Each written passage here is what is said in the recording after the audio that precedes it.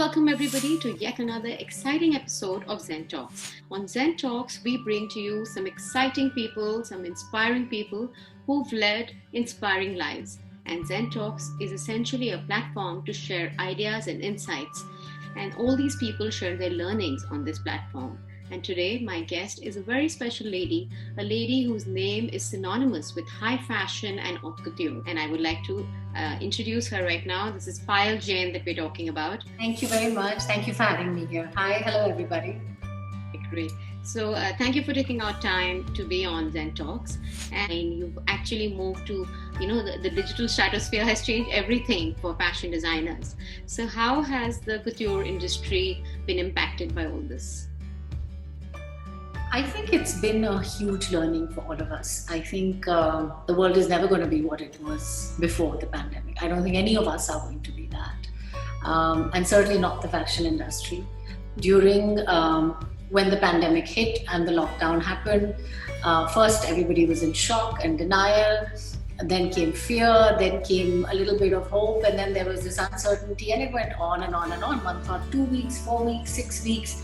But it is endless and it carries on. None of us. Even now, there's no end in sight. Even now, we don't know where we are heading. We don't know how long this is going to go. So I suppose, as maybe that advantage we have as creative people, you learn to look for something positive out of everything. You think of it as something good which comes out of it. And maybe as Indians, we do that. That's how we are brought up. That's what we are taught intrinsically. That there's always something good that comes out of the tough times. So. Like every other industry, like every other business, we have reinvented. I never thought a year ago, I would say, that there will be a digital fashion week, and we won't be sitting in MSA and we won't be watching this madness happen live. And in fact, you recently concluded your fashion week, right? Yes. In fact, yesterday, the first ever digital India Fashion Week happened. Digital, as we call it, because partially it was physical, partially digital. I have to say though, I miss the backstage, the madness, the energy, the chaos. I hope this isn't here to stay. But while we are at it, we're making the best of it. And yes, we have all reinvented. That's true. That was a very good point that you made, that we've all learned something new and we're trying to make the best of it. But tell me one thing, that how did your journey into couture happen? Tell us a little about your journey. Oh gosh, that's a long story. I will try and cut it as short as I can. So yes, I grew up with a lot of art, music. My mother's an artist. She started playing sitar when I was born. So there was music in our home 24 hours. She would wake up at 4 in the morning and start her riyaz. She was also a painter. Yes, I grew up with a lot of art, music. My mother's an artist. She started playing sitar when I was born. So there was music in our home 24 hours. I've sort of grown up, in and out of museums, exhibitions, seeing artists, listening to the most amazing maestros perform in India. I personally was taught figure drawing. I started doing sketching when I was about 8 years old. Because I think a lot of that comes from my childhood. My father used to recite Tagore's poetry to me. He played the flute. So, this was something I've grown up with. But I was I was academically very driven. And my father was a consulting engineer, so he designed buildings. And he started designing green buildings many, many, many years ago, before most of us understood what green was. It was a color like you're wearing. That's what green was to most people at that point. Yes. So I wanted to be an architect in those days, in school days, because that's what I was exposed to, meeting architects, seeing buildings coming up, having that conversation with my father constantly. And I had mechanical drawing and I had science, and so I had a brain which worked. It's quite a dramatic shift from mechanical drawing to drawing haute couture. Yes. And I think when you're young, you're very impressionable. So I was still in school when my father said, "Why don't you do an internship with an architect? Over a summer, go hang out and see how you feel." And so I hung around a few architects' offices. I was 16 maybe. Right. And now when I look back, I think had they been really happy about what they did or very passionate about it, I probably would have gone into architecture. So that stopped. That's what changed my mind. I said, no, this isn't what I want to do. But I loved the drawing part of it. I loved the creative. And nobody thought of fashion back in those. I'm talking about the late 80s. Just sounded like this bird, this golden sparrow somewhere. Bird, yes. I started exploring a bit more. To cut a long story short, I found that I truly loved. I sort of dabbled in it, explored, took to colleges, shortlisted, built my portfolio, and went to fashion school in San Francisco, FIDM. All right. And that's which FIDM, yes, that was my college. And the rest is history. And yeah, when I came back, by then I knew that I loved Indian textiles, and that was something I was absolutely, that's where my roots are and that's where they'll always be. And so starting from my graduation collection to my first collection when I started my career, it's always been inspired by Indian textile. And it continues 26 years later. Oh, great. So clearly whatever was lost to the world of architecture was a big gain to the world of fashion. Yeah, I probably would have made a reasonably okay architect, but this I love. I truly love what I do. But tell me, now that you've just concluded a digital fashion week, what were the top trends for this season, and what are the kind of fabrics and trends that the brides of post the coronavirus or the brides of 2020 should look forward to? The colors are calmer, the silhouettes are more relaxed. I think people have rediscovered the relaxed loungewear and the comfortable clothing, which they have spent many months in. There is a whole shift in the thought process of the consumer as well as the creator, both ways. And you are going to see that for many months and maybe into the next year also. So you mean subtle colors are in and softer patterns, and of course, as you said, the silhouettes are also lighter, and it's more about comfort. Yeah, I definitely think comfort is going to be one big thing, one big factor which will drive fashion. To the ease of wearability and the ease of maintenance, because we've all understood the challenges that we're dealing with. And also those big fat Indian weddings aren't happening anymore. Well, the small fat Indian weddings are happening. I think maybe not the so big ones, because it's 50 to 60 at the very most. I think about 80, 90 people. Yeah, I think 80 to 100. And so you think differently when you have 80 versus 800. Of course. So if your audience is different, your group is different, you will also dress accordingly. So is it more about classic timeless pieces rather than, one big flamboyant outfit?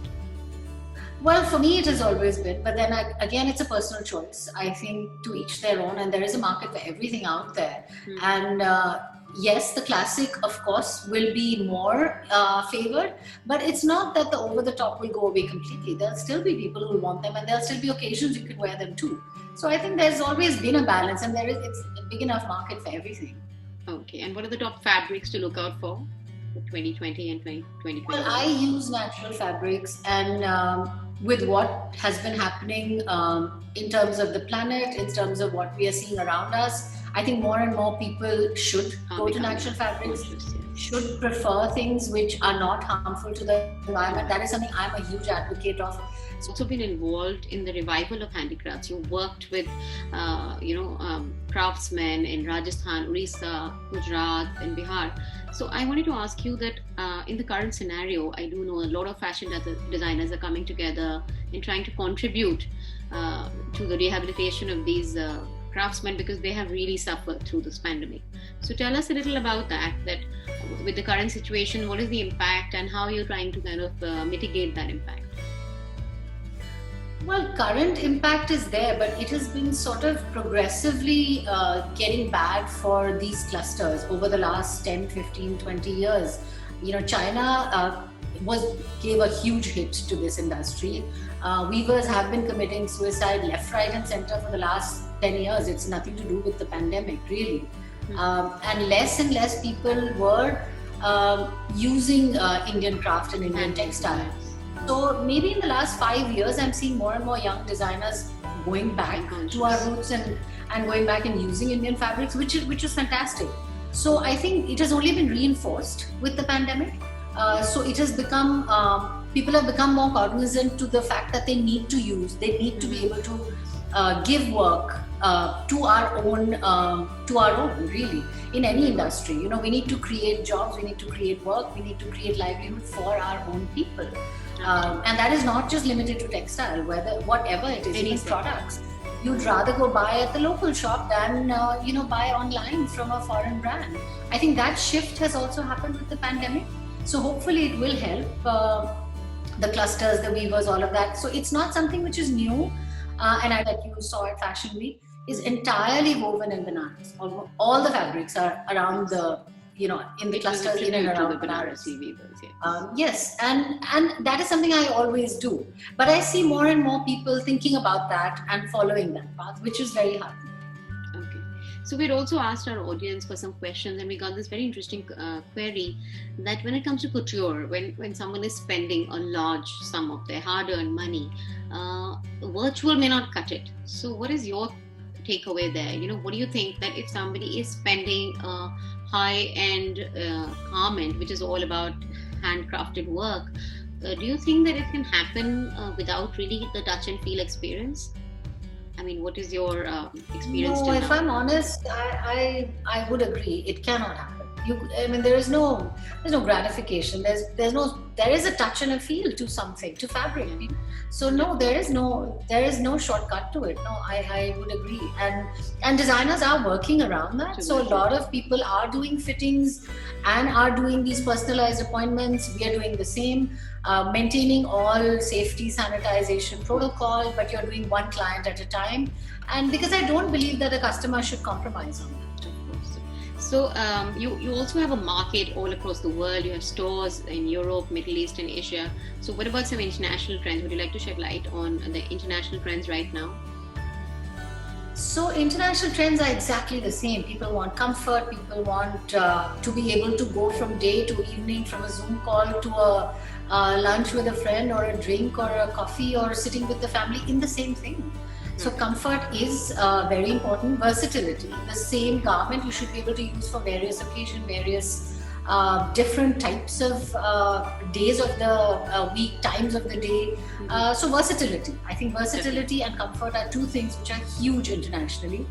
The anti-fit, the relaxed, not restricted, not uncomfortable clothing, that's what is happening internationally. That's what you're seeing, and that is what you're going to continue to see. That way, less embroideries, less glitz, less gold, less silver. So less is more, basically. Yes. Yeah. All right. Simpler, easier clothing that you won't get tired of, which will be more classic and more comfortable. Great. All right, Payal. So now we're going to come to our little fun round that we have on our show. So I'm going to start with asking you, what are your 3 major learnings professionally? Rethink, reinvent, recycle. All right. Great. And what are the 3 biggest mistakes that you made as a fashion designer, or as an entrepreneur, or as a person? The 3 things that if you could go back in time, you'd like to change. I don't believe there are any mistakes. I think everything is a learning. So yes, the one thing I would like to go and change is when the lockdown happened. I thought it was going to be 2 weeks, and it wasn't. Yes. That is one thing. If I could change my thought at that point, I would. But beyond that, I think everything is a learning. No, so there's nothing I would. No regrets. No regrets whatsoever. No regrets. They've all, helped in some way to make me who I am. We all make mistakes, but if you don't learn from them, then what is the purpose? Yes, that's true. In fact, I read something like that regret is the misuse of memory. So I think that is all right. Great. So tell me, which is the fashion trend which you just cannot get your head around, that you completely detest? Oh gosh, the gory and the ghastly and the to me, fashion is hope. It's beauty. It's happiness. Yes, there may be other stuff going on in my head or whoever's head, but fashion doesn't have to be negative or violent or gory. To me, I don't associate the two. I think it should just make you happy and give you hope. Great. And one person who you think really badly needs a makeover, or could do with a makeover, a fashion makeover? Oh my God, that is a very loaded question. Who could do with a makeover? I don't know. Right now I think all of us can. All of us can. I mean, I need to go hit the salon badly. No, maybe somebody, whether it's in the movies or the television world or the art world, whatever. Somebody whom you really want to do something for, or you feel that you feel this urge as a creator. I think those Saas Bahu soap operas, I think they can seriously do with a makeover. I wish Alright. people would stop making them. I wish people would stop watching them. Which is your favorite series on Netflix or any of the OTT platforms? What are you currently watching? Oh, right now I'm watching White Collar, which I'm enjoying and I'm watching The Mentalist. So I'm sort of flipping That's my between the favorite. two. Yes. The one which drove me insane, I couldn't get beyond one episode, was that matchmaking one. Oh my God, I was sitting there, that Indian matchmaking. I was sitting at the edge of my chair. I don't think you're missing anything. Okay, so I got through one with great difficulty, one episode, and that was it. Okay, and what are you reading currently? What's on your bookshelf for your... I am reading Krishnamurti. So I read a lot of J. Krishnamurti, and yeah, your audience may not connect with that. But that's what I'm reading currently. Yes. All right, great. And two things that no one knows about Payal Jain. Until now. I have 20-year-old twin boys. I don't know how many people know that. My I'm boys sure they don't. You don't look a day more than 30, so it would be hard to imagine that. Thank you. And I mean, I could live out of one duffel bag. I could pick up and leave tomorrow morning and with a one-way ticket around the world if somebody would let me do that. And just travel. So maybe that is something. People think I'm very balanced and stable in that, but honestly, I could just pick up and leave tomorrow morning. So you mean being a haute couture designer, you're very low maintenance. You could actually live out of a bag. I could live out of a bag. Yeah, all I need is a pair of blue jeans and a t-shirt, and that's enough, really. Okay, that's good to know. I'm sure your spouse is very lucky then. Yeah, I'll tell him so. Great. So last two questions. Any pet peeves? One thing that you just can't handle, or which gets your goat? Dishonesty. Okay. All right. And what's your pick-me-up food or your favorite cuisine? Favorite cuisine? Yeah, something which is like pick-me-up for you. A glass of wine. Is it okay to say that? That Of always course. We all need it right now. Always. All right. And to all those women who want to be like you, young girls who want to be like you one day, what is the kind of advice or the kind of takeaway that you like to offer? I think the one thing I would like to say to everybody is just be authentic to yourself, and listen to what your soul is telling you, and go that way, and don't get this whole world around us puts so much pressure, especially on young people. I see that constantly. There's so much peer pressure. Yes. Pressure to be on the Instagram, pressure to dress like this, do that, and keep up with. It ain't gonna matter 5 years later. It isn't gonna matter 10 years later. And eventually in life, it isn't gonna matter at all. So just enjoy the ride. One step at a time, and just be true to yourself. Whatever that you want to be crazy, scream, shout from the top of your house, do that. But just follow what your soul tells you to. Follow your heart and soul. All right. Thank you so much, Payal. It was lovely having you, and thank you for your tips. Thank you very much. So thank you all for joining us, and do watch. You can watch this on our website and also on our YouTube channel, and you can also get in touch with Payal for any personal queries. Thank you so much, and thanks for joining us.